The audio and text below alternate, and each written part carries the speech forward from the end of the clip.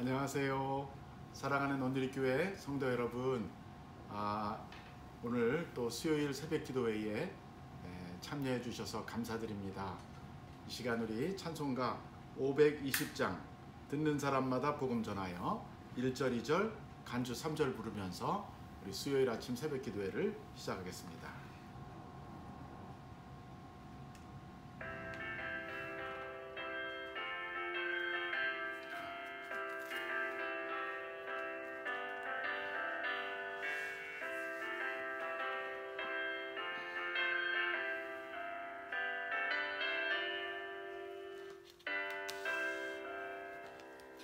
듣는 사람마다 복음 전하여 복스러운 소식들을 퍼치세. 모든 사람에게 전할 소식은 어느 누구나 오라. 어느 누구나 주께 나오라. 어서 와서 주의 말씀 들으라. 하늘아버지가 오라 하시니 어느 누구나 오라. 오는 사람들은 지체 말고서 문 열었을 때에 들어오시오. 생명길은 오직 구주 예수니 어느 누구나 오라. 어느 누구나 주께 나오라. 어서 와서 주의 말씀 들으라. 하늘아버지가 오라 하시니 어느 누구나 오라.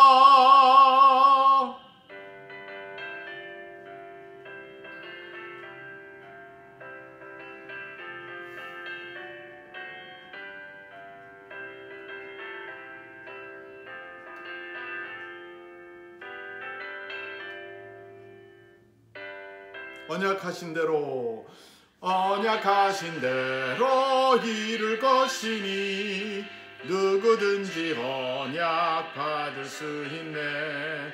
받은 사람에게 생명이로다. 어느 누구나 오라. 어느 누구나 주께 나오라. 들으라. 하늘아버지가 오라 하시니 어느 누구나 오라. 아멘. 기도하겠습니다. 살아계시고 참되신 하나님 아버지, 지난밤에 저희들을 잘 쉬게 해주시고 이 아침에 건강한 몸으로 일어나 주님을 예배하고 찬양할 수 있게 해주셔서 감사합니다. 이 아침 우리가 주님의 말씀을 듣기 원합니다. 주님의 귀한 음성을 듣고자 합니다. 우리의 눈과 귀를 열어주시고 기록된 말씀을 읽을 때에, 기록된 말씀을 들을 때에 하나님의 말씀의 비밀과 그 놀라운 진리를 깨달아 알게 도와주시옵소서. 우리 주 예수 그리스도 이름으로 감사하며 기도합니다. 아멘. 오늘 아침 우리에게 주시는 말씀은 로마서 11장 25절에서 36절입니다. 로마서 11장 25절에서 36절을 제가 봉독할 때 여러분 경청하시거나 혹은 또 성경과 생명의 삶이 있으신 분들은 같이 보시면서 보시기 바랍니다. 혹은 같이 읽으셔도 좋겠습니다. 형제들아, 너희가 스스로 지혜 있다 하면서 이 신비를 너희가 모르기를 내가 원하지 아니하노니, 이 신비는 이방인의 충만한 수가 들어오기까지 이스라엘의 덜어는 우둔하게 된 것이라. 그리하여 온 이스라엘이 구원을 받으리라. 기록된 바 구원자가 시온에서 오사 야곱에게서 경건하지 않은 것을 돌이키시겠고 내가 그들의 죄를 없이 할 때에 그들에게 이루어질 내 언약이 이것이라 함과 같으니라. 복음으로 하면 그들이 너희로 말미암아 원수된 자요 택하심으로 하면 조상들로 말미암아 사랑을 입은 자라. 하나님의 은사와 부르심에는 후회하심이 없느니라. 너희가 전에는 하나님께 순종하지 아니하더니 이스라엘이 순종하지 아니함으로 이제 긍휼을 입었는지라. 이와 같이 이 사람들이 순종하지 아니하니 이는 너희에게 베푸시는 긍휼로 이제 그들도 긍휼을 얻게 하려 하심이라. 하나님이 모든 사람을 순종하지 아니하는 가운데 가두어 두심은 모든 사람에게 긍휼을 베풀려 하심이로다. 깊도다 하나님의 지혜와 지식의 풍성함이요 그의 판단은 헤아리지 못할 것이며 그의 길은 찾지 못할 것이로다. 누가 주의 마음을 알았느냐? 누가 그의 모사가 되었느냐? 누가 주께 먼저 드려서 갚으심을 받겠느냐? 이는 만물이 주에게서 나오고 주로 말미암고 주에게로 돌아감이라. 그에게 영광이 세세에 있을지어다. 아멘. 이것은 주님의 말씀입니다. 오늘 말씀은 유대인의 구원에 대한 하나님의 신비한 계획을 사도 바울이 설명하고 있습니다. 사도 바울은 오늘 본문에서 독자들에게 하나님의 신비를 소개하고 있습니다. 그는 로마 교인들에게 너희가 스스로 지혜 있다고 하면서 이 신비를 모르기를 내가 원하지 않는다라고 말합니다. 그 신비란 무엇입니까? 그것은 바로 이방인의 충만한 수가 들어오기까지 이스라엘이 더러는 우둔하게 된다 하는 것입니다. 여기서 충만한 수가 들어온다라는 말은 구원받는다는 뜻이죠. 사실 예수 그리스도가 오심으로 이스라엘에게는 큰 위기가 왔던 것입니다. 왜냐하면 하나님은 분명 그들을 택하셨고 율법도 주셨지만 율법을 지킴으로써 구원받을 수 없었기 때문입니다. 그래서 하나님은 그의 아들을 메시아로 보내시고 그가 우리 모두를 위하여 죽게 하심으로 이제는 유대인이나 또 이방인이나 예수를 믿음으로 구원을 받게 하신 것입니다. 그러나 유대인들이 그들을 믿지 않고 예수님을 믿지 않고 거부했던 것이죠. 그들에게는 기회가 주어졌지만 그들은 하나님의 뜻에 순종하지 않는 것으로 반응을 했던 것입니다. 어제 나온 본문의 표현으로 말하면 이제 참 감람나무가 그 가지에서 잘려 나가게 된 것입니다. 그리고 본래 하나님을 믿지 않던 이방인들이 오히려 그 참 감람나무에 접붙임을 받게 된 것이지요. 어떻게? 예수 그리스도를 메시아로 고백하고 믿음으로써. 바울이 말하는 신비는 이스라엘의 일부가 우둔하게 되는 것이 이방인의 충만한 수가 들어오기까지라고 말합니다. 즉 이방인이 충분히 구원받을 때까지는 이스라엘 사람들의 일부가 마음이 완악하게 되고 우둔하게 된다는 뜻입니다. 다는 아닙니다. 왜? 바울도 유대인이었고 예수님의 제자들도 유대인이었는데 유대인 중에 또 꽤 많은 사람들이 예수님을 믿었던 것이죠. 그러나 더 많은 수의 유대인들이 예수님을 거부했던 것입니다. 그렇지만 때가 되면, 즉 하나님이 정하신 역사의 시점이 되면 온 이스라엘이 구원을 받게 될 것이라고 말하고 있습니다. 사도 바울은 그것을 구약 이사야서를 인용해서 이렇게 말했습니다.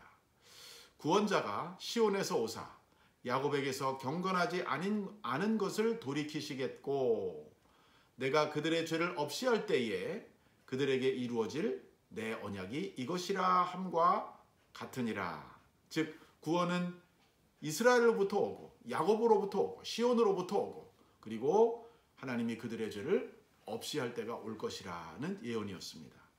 그러나 그 때가 오기까지는 이스라엘은 지금도 그리스도를 거부하고 있습니다. 그것이 바로 28절에 나오는 의미입니다. 복음으로 하면 그들이 너희로 말미암아 원수된 자요 택하심으로 하면 조상들로 말미암아 사랑을 입은 자니라. 이 이스라엘에 대해서 복음에 관해서는 우리 때문에 원수가 됐다. 원수가 됐다는 것은 하나님과 멀어졌다는 것이죠. 그러나 그들은 조상들 때부터 택하심을 받은 민족이 틀림없다고 말하고 있습니다. 예수님도 바로 이 유대인들을 통해서 이스라엘의 혈통을 통해서 이 땅에 오셨던 것입니다. 그래서 바울은 29절에서 이렇게 말합니다. 하나님의 은사와 부르심에는 후회하심이 없느니라. 이 후회하심이 없다 이 말을 영어 성경에 보니까 irrevocable 그랬어요. irrevocable이라는 것은 한번 말한 것을 취소하는 것을 말합니다. 한국말로는 후회하지 않는다고 번역했고 원어의 의미는 취소되지 않는다.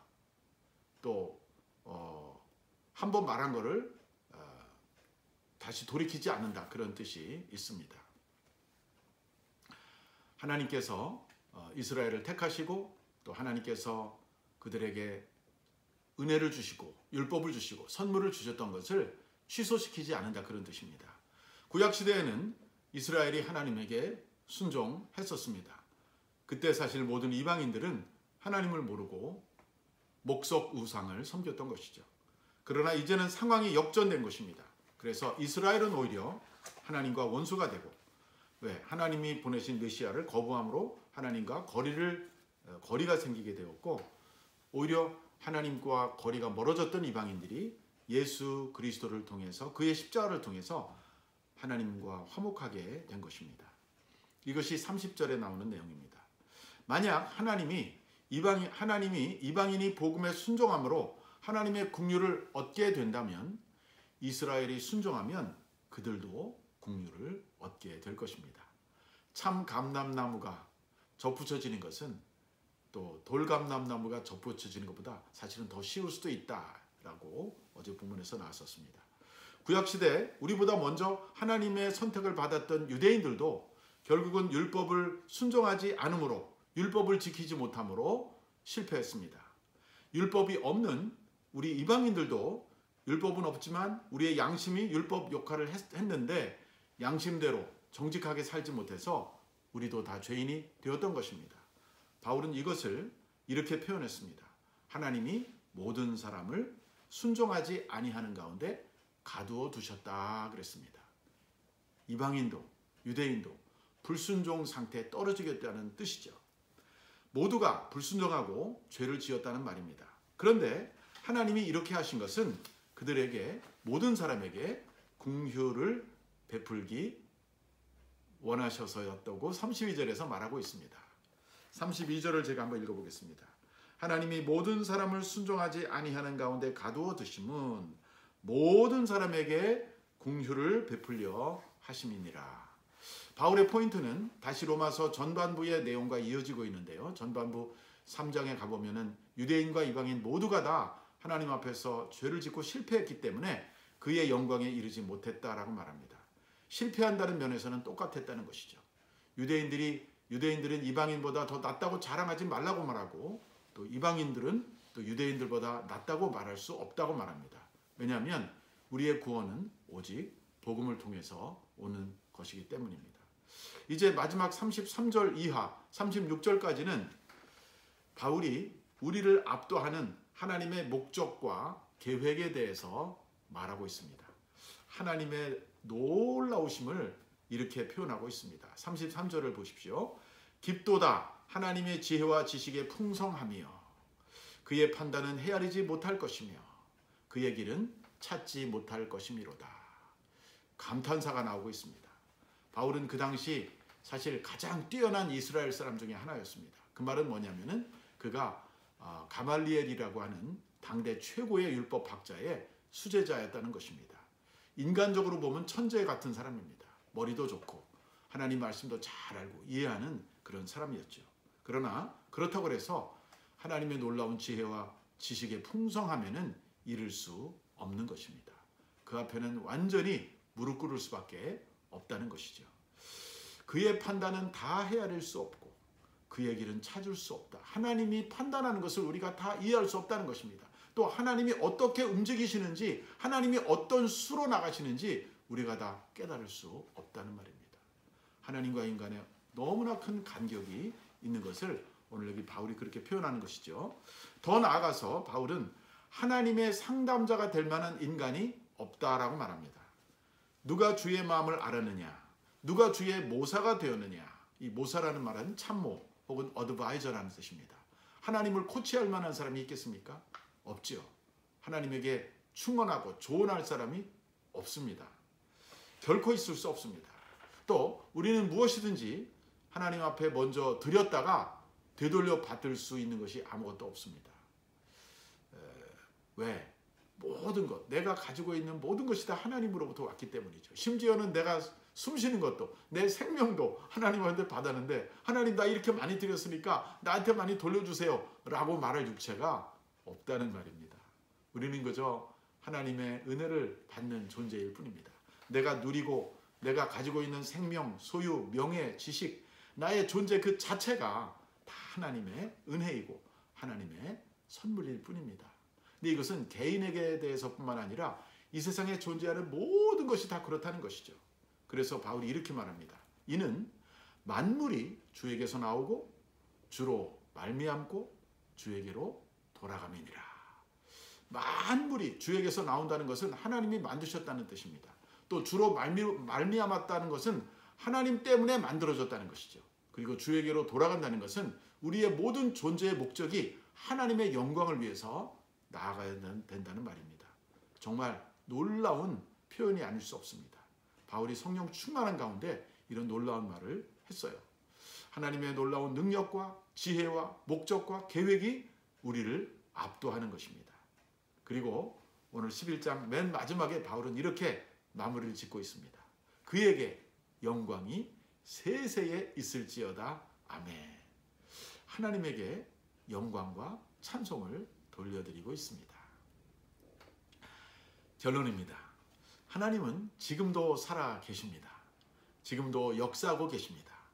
율법을 받았으나 지키지 못하고 넘어졌던 유대인들도 율법이 없이 자기 양심이 율법 역할을 하지만 양심대로 살지 못한 이방인들도 다 하나님의 은혜로만 구원을 받는 것입니다.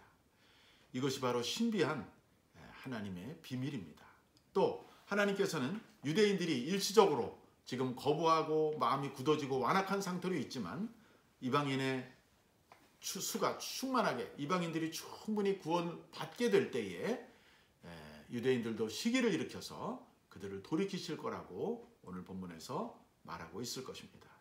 우리는 끝까지 자랑하지 말고 교만하지 말고 겸손한 마음으로 하나님 앞에 순종하며 하나님의 말씀에 귀를 기울이며 그분의 뜻을 따라 하루하루를 살아가는 겸손한 삶을 계속 유지해야 될 줄로 믿습니다. 그리고 이 생명의 복음을 이방인에게 우리와 같은 이방인에게 뿐만 아니라 우리가 유대인에게도 전할 수 있게 되기를 간절히 축복합니다. 기도하겠습니다. 하나님, 지금도 살아계셔서 역사하고 계신 줄로 믿습니다. 아무런 자격이 없는 우리를 오직 하나님의 아들을 보내사 그 십자가에 죽게 하심으로 하나님의 무한한 사랑으로 우리를 구원해 주신 것을 믿고 감사드립니다. 결코 자랑하거나 교만하지 않게 하여 주시옵소서.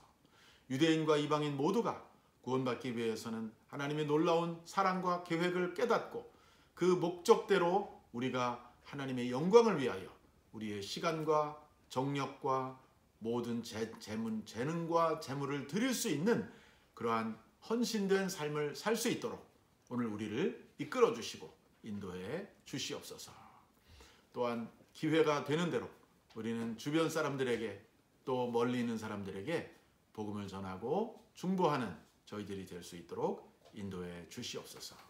지금 이 시간에도 멀리 해외에 나가서 복음을 전하고 있는 본교회 선교사님들과 또 하나님의 교회가 파송한 주님의 몸된 교회들이 파송한 모든 선교사님들을 축복해 주시고 선교지에 있는 아직 구원받지 못한 복음을 믿지 못하는 혹은 복음을 듣지 못한 사람들에게 생명의 복음이 땅끝까지 속히 전파될 수 있도록 축복하여 주시옵소서.